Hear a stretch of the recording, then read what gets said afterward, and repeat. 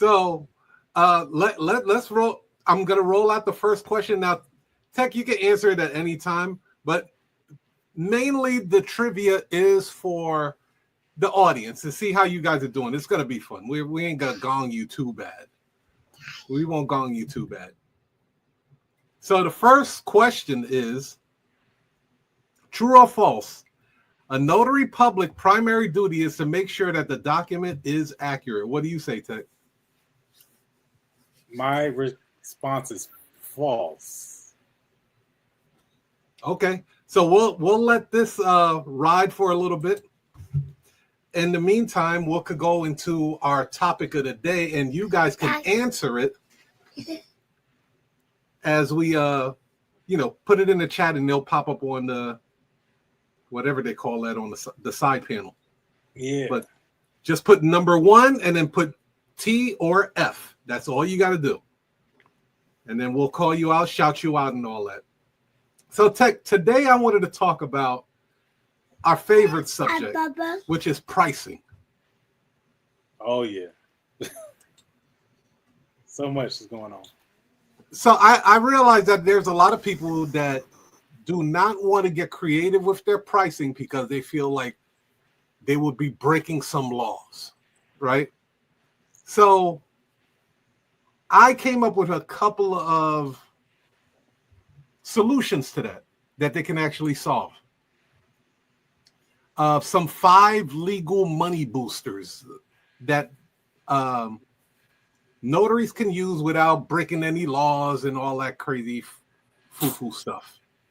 Yeah. So the first one, and you tell me how you would attack it, Tech. Travel and convenience fee. Do you do that? Do you charge? Yes. Okay. So before you elaborate on it, this is what people can do. You can charge for distance, right? And other people, they actually charge, like some people, not a lot of notaries, but they break it down in zones. Have you ever heard that one before? Oh, yeah.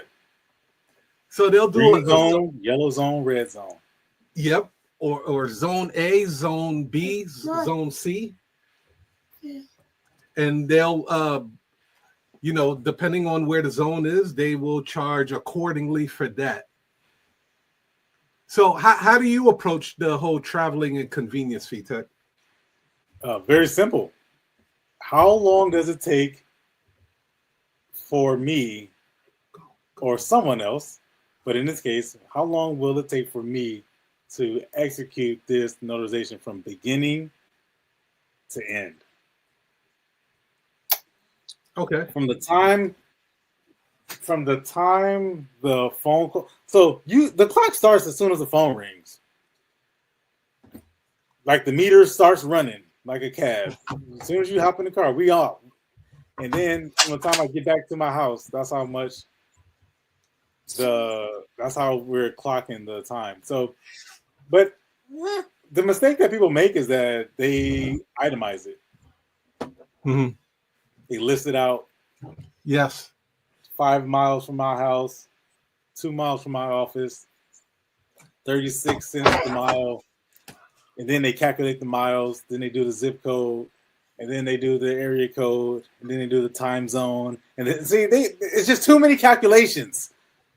Too many math equations and trigonometry factored into that. So what I did was I just factored in how long is it going to take to complete this? Is it going to take me half an hour to do this? 35 minutes, 48 hour and 6 minutes? And then it's easier that way because now I can just ask myself, well, how much is an hour of my time worth? If an hour of my time worth is $100 and it's going to take me half an hour to do it, then that means I charge $100. And if I do it less than in an hour, then that's just a bonus. So pricing can be confusing because people make it confusing. It can be really complex to really think about how long will it take me to do this, and if I do it faster, then it's just a bonus. Now I want to ask you though, Tiger. Mm-hmm. What if you think it's going to take half an hour and it ends up being double that? are you going to charge the person an additional 30 minutes? See, You know, I actually never figure out the time in my pricing. I whether it's because I know it is a probable situation where some appointments might run 30, 45 minutes, and then some appointments might run 5 minutes, right? So it's like luck of the draw sometimes, and I really can't predict. So I don't really charge by the length of time that I'm there. I already know what I'm going to charge the client off the rip, just off of the urgency in their voice, the type of document it is, the location. So I get this snapshot of like, okay, you're going to be in the hospital. Uh, you're doing it at rush hour. You're doing a high value document, and I can hear the panic in your voice. Then I create my price off of that. So whether it takes 10 minutes or it takes 45 minutes, I don't mind because I got a really good cushion there. okay. Yeah, but you see, those two are the same. Those models, your model is a mirror of my models too. They're exactly the same because I'm doing the same thing. If you're in the hospital and you need it in the next half an hour, so talk about urgency, you talk about the location, hospital, talk about distance. Well, how far is the medical hospital? And then you're factoring all those things. But I just know in my mind, it's I'll probably be in and out of this thing in half an hour, or I'll probably be in and out in 48 minutes. Mm-hmm. But your pricing, so does your price then fluctuate because of those factors, or will you just Yeah, or yeah, how does your yeah, price yeah, move? yeah. I have a base that I don't go any lower, and then it goes up from there. Got it. Okay. Yep. Yeah. So Okay. Yeah, that's a good point though, man. I don't know. You want to explain that a little bit? You have a yeah, base. because I believe every assignment is unique in its own way, right? You can have two people getting power of attorneys in the same location. One is in dire need of getting this done. The other one is like,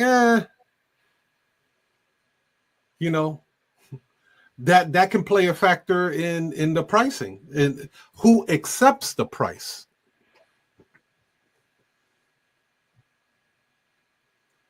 Doctor said I need to get a medical power of attorney. Well, it is. This is my uncle. It's not a big deal if somebody else could do it. And then you tell them $150, and they'd be like, "Whoa! I wasn't expecting to pay all of that. I ain't even close to my uncle like that." You know what I'm saying? Like, but if somebody else, it's like, this is my mom. They're not, or this is my wife. They're not revealing any medical records to me at all. Like, then you hear the urgency, the panic, the stress that's in that person's voice, and knowing that you can alleviate that's what they really pay for, Tech. At the end of the day, they're not paying for your ink. They don't care if you have pink ink, blue ink, green ink for your stamp. They're paying for you to reduce stress out of their life. They're paying you for the convenience in their life. They're paying you for the reliability that you bring to them. That's what they're paying for. Yeah, I don't think it has anything to do. Despite what many people online will say, this has nothing to do with the damn stamp. It has nothing to do with that. Oh my god, that's such a good point. The ink on the stamp or the rubber seal, and this applies to Ron. It applies to apostilles. It applies to fingerprinting. I think this applies across the board. The act itself isn't what they're paying you for. That's not it. And as soon as you realize that, your pricing then becomes much more clear, and I think you can easily convey why, or without just having to justify why you charge what you charge, you can easily convey um, how to charge and how to price people appropriately, and that it makes sense for you. So, in other words, somebody calls you and then their mom is in a hospital or a nursing home and they're out of state, but they got all the time in the world. They're not that close to their uncle, like you mentioned. All these factors, all these stories and circumstances that are behind the appointment is really what they're paying for. It's not the actual stamp, the physical stamp itself. Yeah, they're all very unique in their own way. Let's look at the next one. So the other one, a way that notaries can charge legally, a money booster, would be after hours or holiday premiums. Have you done that, Tech? Yes, Sundays. Mm-hmm. Yeah, some people will even bring it up. Some clients will say, they'll ask, I know today is Thanksgiving, and I'm calling to see if you guys are open. I know there's an additional charge because of it's the holiday. I just want to see if you guys can actually come out today. Mm-hmm. Like, some clients will inject that into the actual phone call themselves. But it was already there to begin with. No question about that. Do you do after hours, after business hours? Yeah, well, yeah. There's everything factors. Everything plays a part. Everything. Yeah. From the time you call, the day of the week, the location, is it your client or is it you? Is it in the future? Like, are you planning this for in advance? Are you selling a house in Florida? Are you adding your kids to a deed on your beach house? All these things play a factor. I think what you said earlier, though, is very important, though. There is a base. Like, we start at this number. We don't go below. We don't go lower than that. So everything at a very absolute minimum will be, we know what to expect. So let's say it's 125, and it just goes up from there. No matter what you say, if it's real estate related or if it's just apostle related or estate planning related, it's, at the very least, it's going to be 125. So I can quote somebody at 290, and then they'll say, "Whoa, I didn't expect that." And I'm like, "That's just where it starts, 290." Is it because it's a holiday? Not exactly. That's just where it starts. But we're giving you the price of because it's a simple power of attorney involving one person. Yeah, we're giving it to you for that price. Mm-hmm. Is it because it's 6:00 or because it's a weekend? Well, not necessarily. No. Well, see, but think about that for a second, Tech. The fact that the customer is mentioning these things means that they're aware that the price may be adjacent to these factors, right? Is it because it's after business hours? Yeah. Is it because it's Thanksgiving? Yes, indeed. That's exactly. Yeah, everything that you're mentioning plays a factor in why the price is higher. You want me to come to your house? I did an assignment. I had to go to the client's house at 11 o'clock at night, bro. I didn't have to, right? I could have denied the notarization, but I charged them a nice fee. It was like, who else is going to come to your house at 11 o'clock at night so you can get a document out to this company by 6 o'clock in the morning?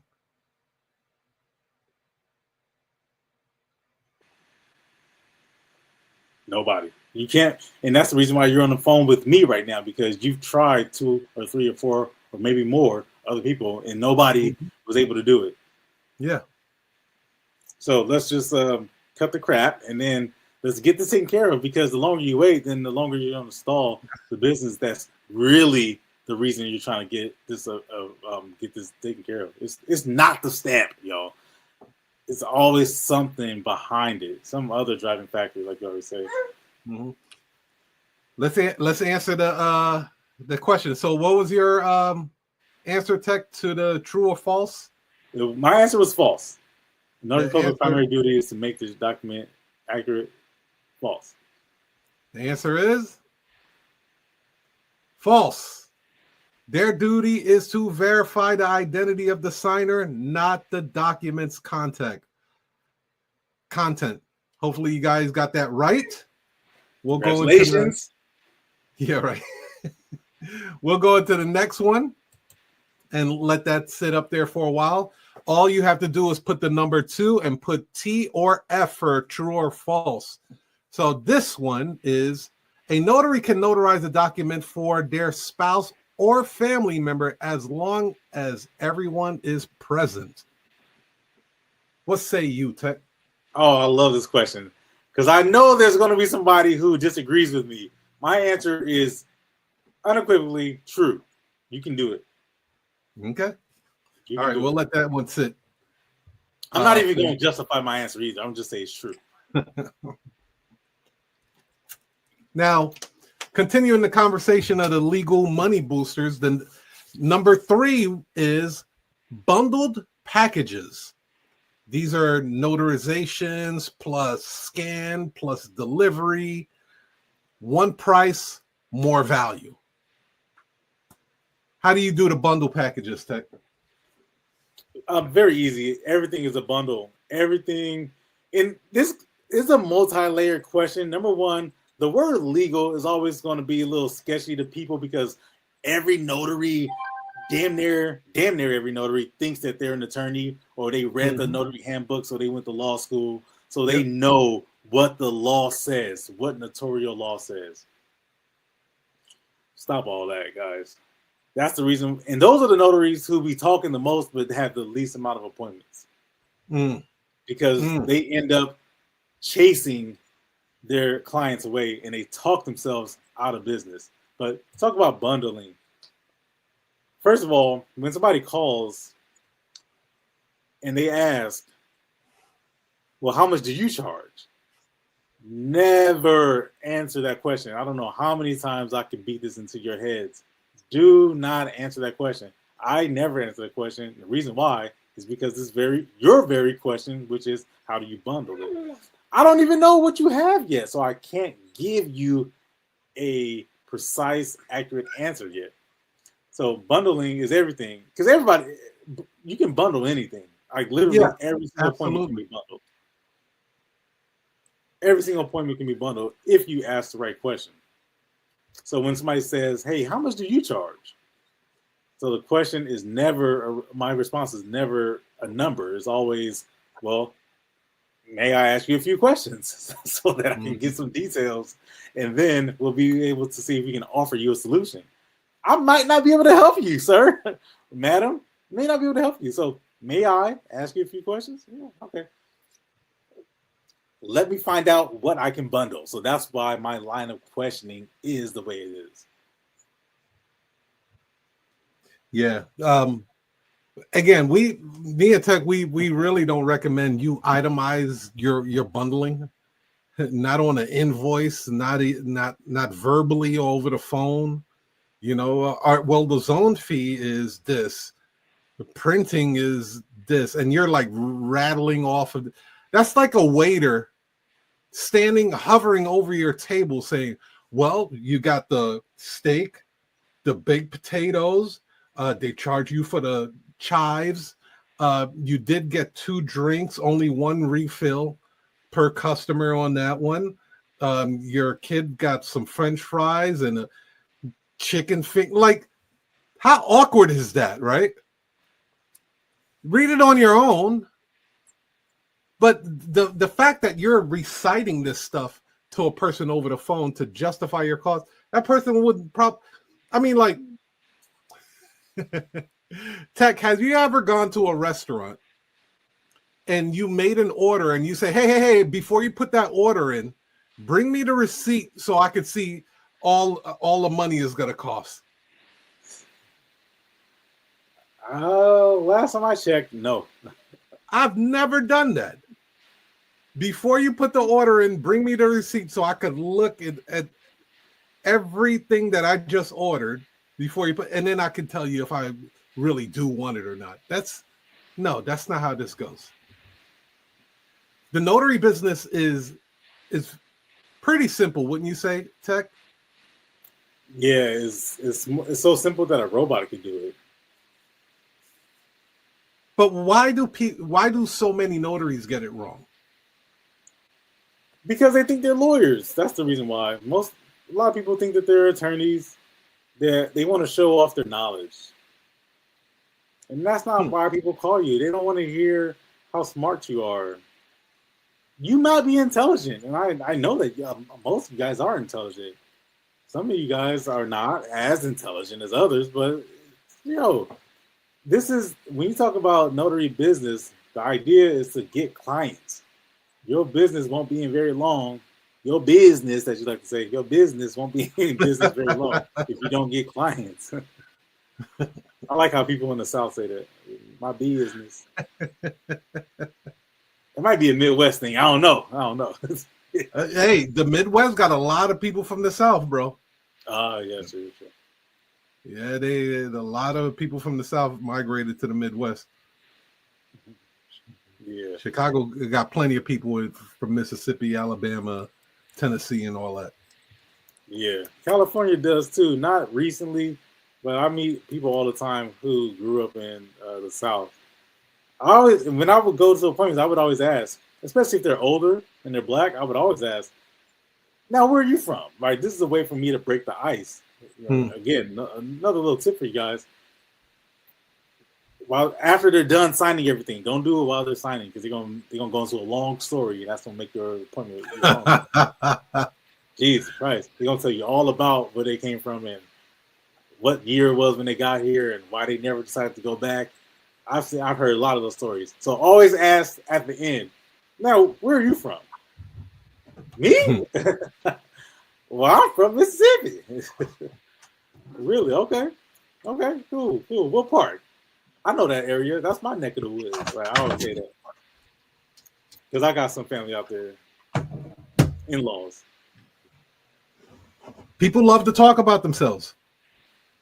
Use that to your advantage. If you know what I mean, like you could really use that to your advantage, and that's why I love taking those notary phone calls. Is because I understand that people love to talk about themselves. There's a time and place. If you're in a rush, you got to get them off the phone. Then yeah, go ahead and do that. The more content or context I have about their situation, the better I can price my services. If this, I've done notarizations where a person just got into a motorcycle accident. Like literally like hours before the notarization. They needed to get this power of attorney before the person went into surgery. They don't just volunteer that type of information to you. You have to pull that out. And it's not difficult to pull out.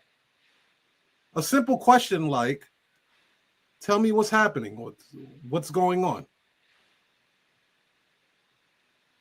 And that's all you need. Even the call we were on the other day. Mm-hmm.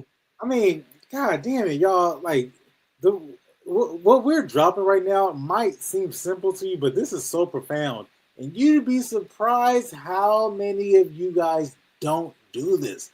Like you're missing so much. A simple question can reveal so much about a person. One question: who is signing the document? Right? A brand new notary who just got commissioned 4 months ago. And they're already making videos on YouTube and Instagram, trying to be a mentor, trying to teach everybody. But they don't even understand that a simple question like who is signing a document, because they assume, because they're brand new, they assume that the person who's talking is this person who's signing the document. Don't they? Mm-hmm. They assume that just because I'm the person who's calling and I'm talking to you, that I'm the primary signer. Not always the case. You ask who's signing the document, and then I respond and I say, Well, it's my brother. My brother actually got into the intensive care unit because he just had a stomach ache, and it turns out that it was stage 4 stomach cancer. And now, so much has happened in the last 3 days. My family has traveled from out of state, and we're all here by his bedside. The doctor says that they're going to do surgery, and they say that before they do anything, we have to get this power of attorney signed. This is just so much going on. I've never done this before. I just need your help. Real life story. I'm able to recite that because that's not made up. That's I just asked one question: who is signing the document? Because I, unlike a lot of brand new notaries, fresh out the gate, already teaching lessons, don't even stop it. You assume incorrectly that the person who's calling is the person who's signing the document. Not always the case.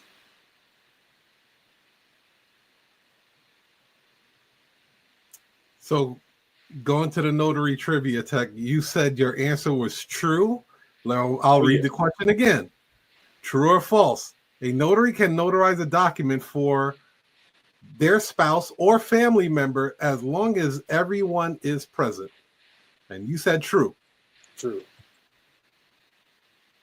They say that the answer is false. That's a big no-no in most states. Now, it says most states. So California, it might be permissible, right? Due to conflict of interest. Yeah, but conflict of interest, yeah, I mean, I'm not going to argue with that. I'm just going to say, because I already know somebody's watching this. They're a damn notary law expert. They went to law school and everything. Oh, yeah, they passed the bar. Bro, so, well, I'm not even going to say anything hypothetical. If my sister signs a document and I notarize it, is it not still legal?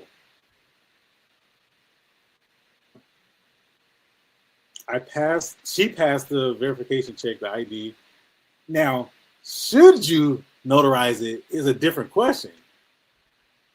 If I do notarize it, will that document still hold up? Absolutely it will. Absolutely. That's why I said true. Yeah, the notary police gonna be on you.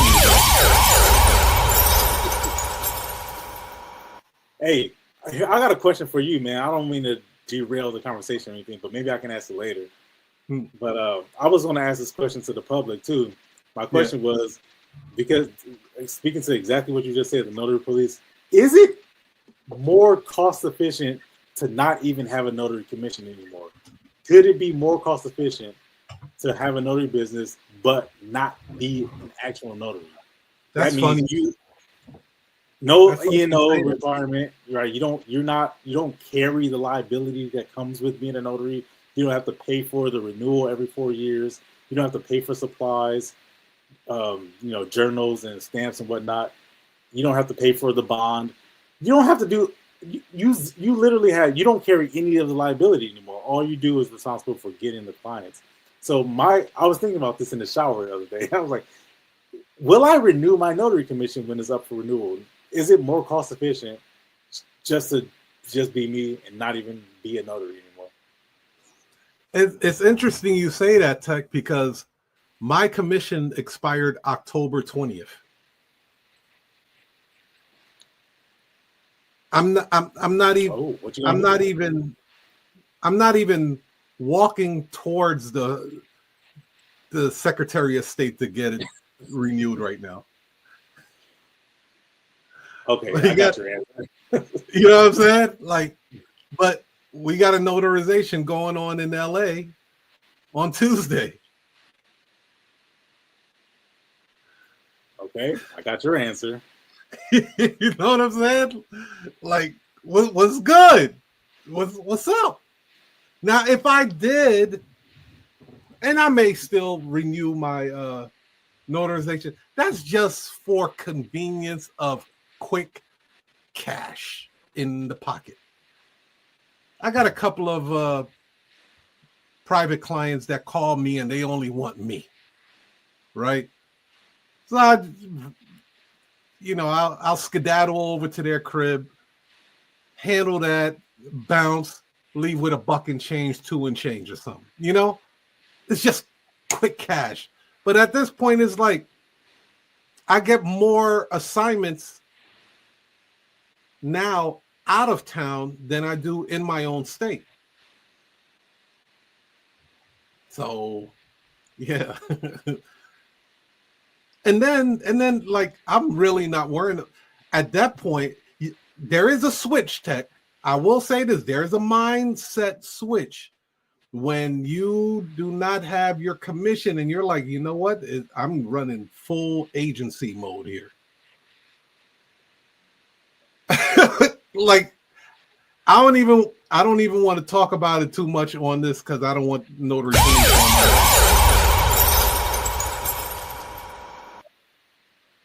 But yeah, there is a mindset switch where you look at your pricing differently, you look at your operations differently.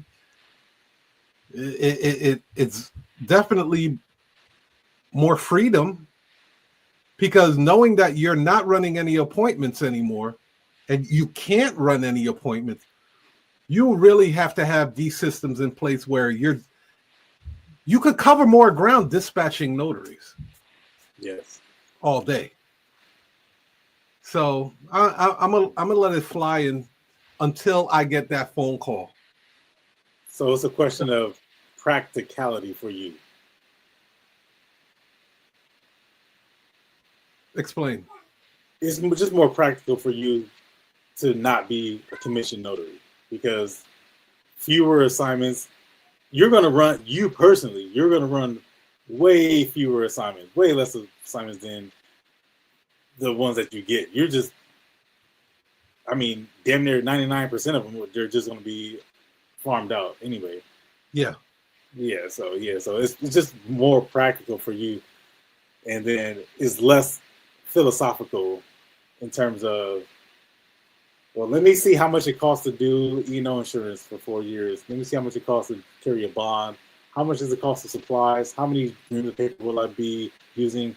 How many journals will I go through? How many miles will I drive? Like you're starting to do all the tallying up. And then you talk about me having to do the test every 4 years or having to go to second. See, that's philosophical. Y'all breaking it down. Yeah. Yeah, I've given that thought like for a long time too. I'm like, man, I'd be able to maneuver a lot differently, more advantageous if I didn't renew my commission. Sometimes you do have to push yourself into an uncomfortable zone to see how you would do some things. But these private clients that I have, I like them. You know what I mean? I like when there's an opportunity to go see them. I bring them some coffee. We kick it. Heck, I get invited to some of their birthday parties. Like it's become like this notary is like part of the family kind of thing. And it's cool. It's real cool. So I enjoy this. They introduce you at the party. Yeah, bro. I just went to a client's birthday party a couple of months ago. Met her whole family and stuff, and it was a pool party. It was cool. Let's go to the next trivia question, Tech. This will be the last one, and then we can start rolling into the other part of the show. True or false? If a signer doesn't have an ID, a credible witness can sometimes be used instead. Yeah, this is a trick question. This is one of the questions that be on the test. My answer is true. Okay. Yeah, my answer is true. There's a circumstance where you can say false, but who cares? My answer is true. I'm gonna go with true. Uh-oh, I hear the sirens again, bro. Yeah. Where my handcuffs at? Where my damn handcuffs? These are from Halloween too. Not Halloween cuffs. All right, so last one. Well, last two, right? Because I know a lot of people, like you were telling me the other day in the notary world, out there in the notary world, that people are talking about different services that they can offer, which really isn't much notary stuff. But what was that? The bond you were talking about? Yes. Oh yeah, the deed of trust. Okay, so these deeds of trust, these specialized premium documents, right? I'm talking about your loan signings, your bilingual. I know you've done a couple of those bilingual joints. The apostilles, the I-9s. You may not get some of them. You may not get a lot of requests for them, but they are very specialized on some things where you can charge more for those documents because a lot of other notaries do not do them. Like the working with bondsmen and stuff like that. What do you think about specialized services? Yeah, to me, everything is urgent. Everything is specialized, unless otherwise noted. Unless the client says otherwise. I treat everything like specialized. Everything is urgent, time sensitive. Just because it's a power of attorney doesn't make it general notary, or doesn't make I-9 general. Just because it's not a loan signing document doesn't not make it general notary. Everything to me is specialized. Everything is highly technical, and I think that as long as, I think my honest opinion is I would stay away from any type of niche or specialized notary appointment, because if you are signing and stamping a document in this notary, I would more focus on acquiring the client. I'll focus on just refining the methods. This is exactly why I thought, or my question was about, is it even cost efficient to even have a notary commission if all you do is market to clients and secure appointments, and then just dispatch them out? The notary, generate a lead, close the call, dispatch the notary, delegate the job out. They ain't say nothing about stamping or signing or checking ID or journal ID, thumbprint. I ain't say nothing about that. So whether it's a deed of trust, whether it's a power of attorney, damn I-9, who cares? If I'm stamping and I'm signing, I don't care. How did you get the clients?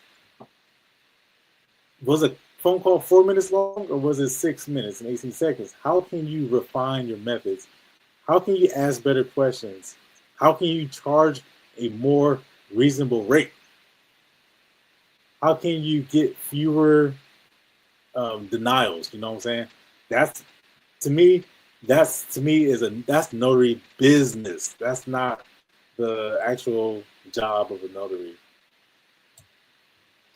So you saying that, okay, you would charge equivalent or a I-9 versus a deed, depending on go ahead.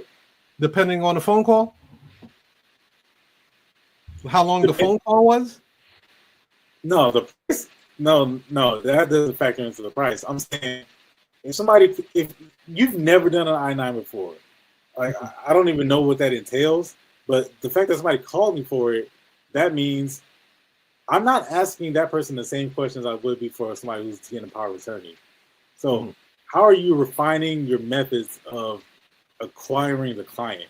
I would focus more on, well, what's relevant for me to secure this appointment versus me saying that, oh, I've never done it before. That's not my area of expertise. Okay. Because I guarantee that somebody's going to get a phone call. Somebody says, well, I heard people say, well, I specialize in estate planning. We specialize in this. Okay. So if somebody calls you for a passport application, can you still help them? Sure. Probably can. The line of questioning, however, is not the exact same, right? You're not asking that person about. Put it this way: passport application could just be one single paper, versus some type of trust, which will require maybe multiple signers. Maybe it requires you printing or having copies of it. So all those questions now, and then what about you having to send it back to the attorney? So you have all these different factors that, to me, when people say they specialize in one particular area, it could hurt them. It could hurt them if they don't know, if they're not comfortable with taking a sales call. They don't recognize that they're actively in a sales call, and then they can't change the gear. They can't change the mode. Let me turn this off. Let me turn off this interrogation line of questioning, and let me get to the point. Okay. Well, I agree otherwise on that one. So I'd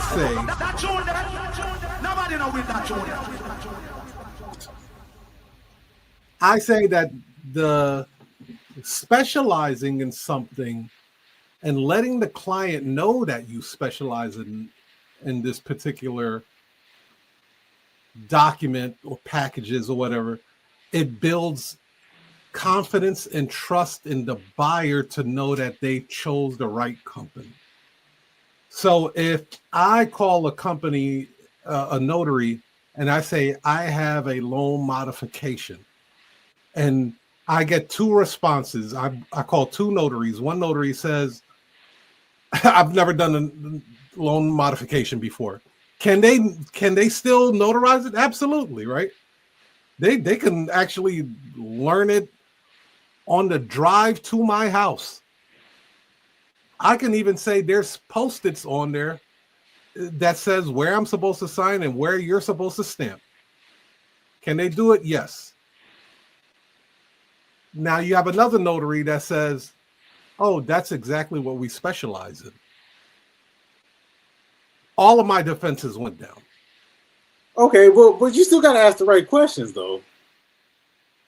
Yeah, but the fact that a person, if a person specializes in something, like an electrician, if an electrician has some skills in plumbing, he's probably going to lead off. He's still going to lead off and say, I'm an electrician. I've done a little plumbing before. Now, if they tell you I did a little plumbing, now you make the decision to let them play around with your sub pump if you want. This shit backs up and then fucking floods the whole basement. You're done.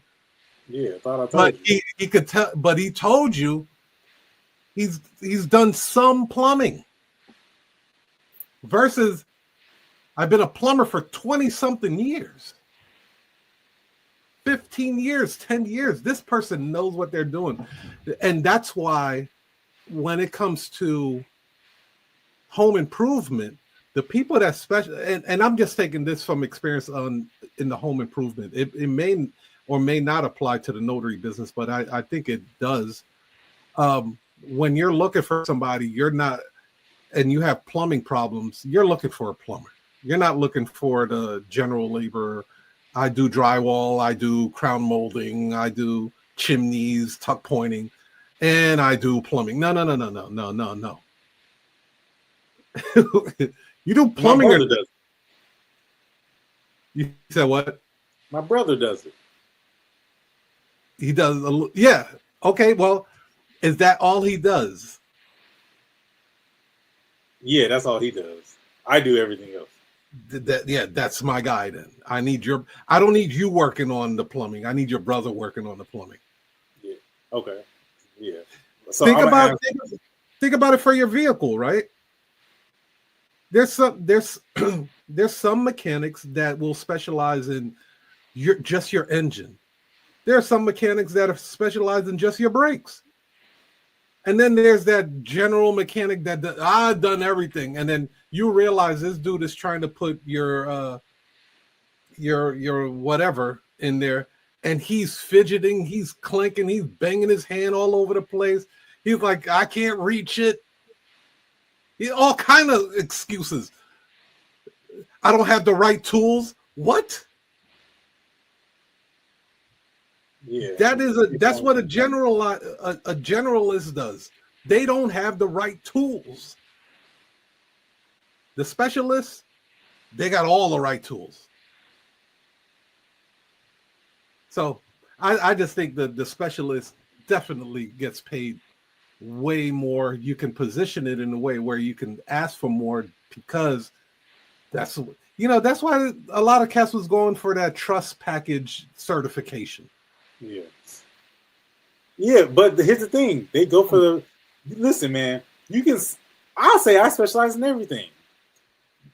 But if you say you specialize in everything, then you're a generalist too, though. But here's the thing, though. I know what questions to ask. Okay, well, that's different, though. I'm saying a person that's starting off or been in the game for a while, yeah, you can notarize any piece of paper from a napkin to a 11 by 17 document. You can notarize it. Your stamp does not discriminate. You do. Your stamp don't care what. You can stamp it on the back of a stripper's ass, bro. You can do it. But you specializing in a specific field. Like if I were to ask you, okay, Tech, what do you specialize in the medical field? You could rattle it off. And then I could base my decision on, do I want to hire Tech to be my athletic trainer or not? So you'd be like, oh, I do it all. Upper body, lower body, back, shoulders, pecs.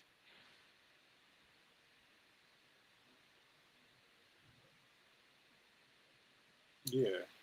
Yes. Yeah, it's definitely going to help with, you're saying the more that you specialize, then the easier the client acquisition process becomes because the client is less likely to be defensive.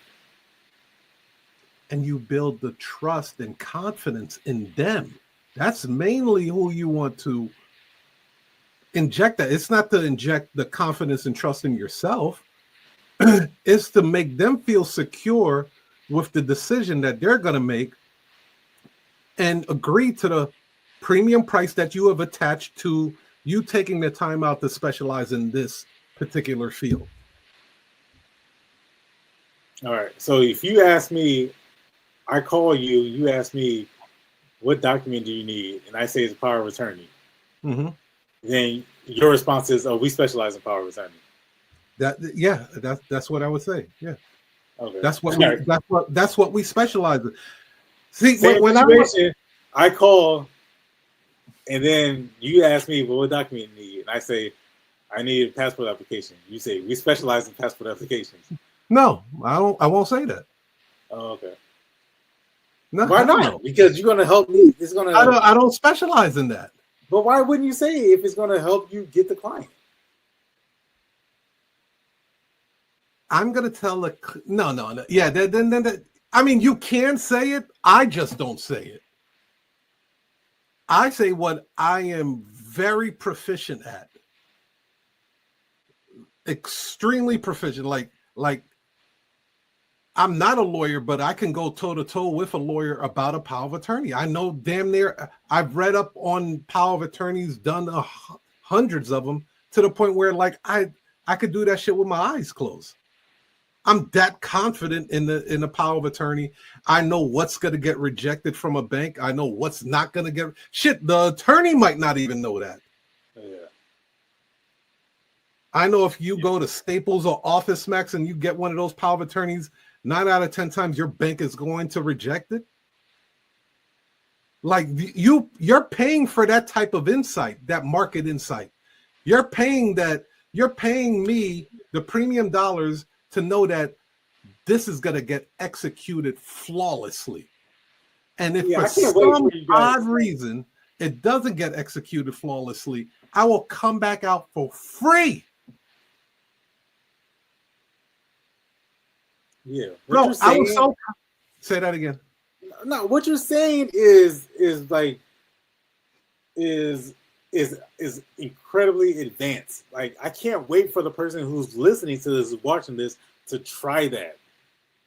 To say that you're a specialist in an area like power of attorney, and then for the client to then, become calm and relaxed, it makes the whole client acquisition process so much smoother. So I can't wait for the people to try this. Now, how would you advise somebody who's never used that line? Because that line does work. That's why I'm saying I don't care what the hell you say. I'm gonna say I specialize in that because I know that line will give me an increased chance to nail the client. Well, see, and then for me, it would be like if I don't like I'm not proficient at loan signings. I wouldn't dare say that. You know what I'm saying? Like Really? they'll throw out jargon at me, and I will be like a deer in headlights. I'm like, I don't know what you're talking about, so I wouldn't say that. Can I notarize it? Absolutely, but no, I can't. I can't run circles around people. So how And would then you handle that also, call then?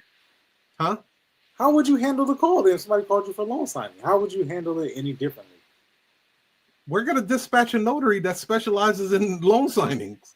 So you just go pure receptionist then. 100. I go pure receptionist on everything. I What's go the pure example? receptionist on every.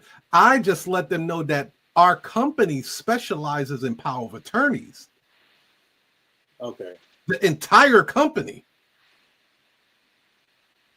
like the lawyer in Utah, they specialize in trust packages. Do they Okay. do other documents? Absolutely. But when it comes to trust packages, yeah, you've reached the right one. You do not need to call anyone else.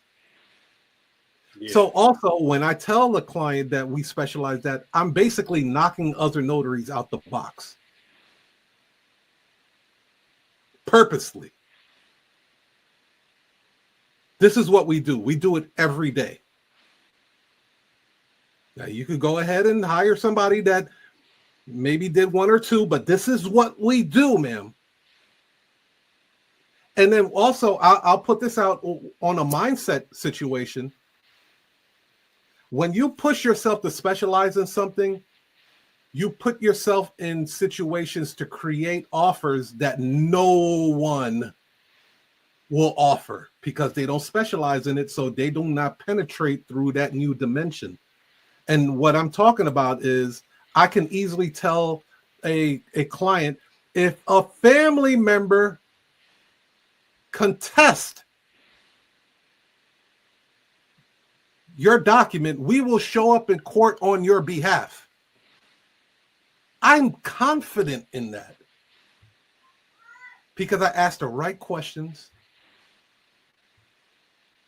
I know exactly what the situation is. I already know if there's going to be a family member that contested because I'm already sifting through the mud. They're going to tell me after I ask them what's the situation, and then they say, "Yeah,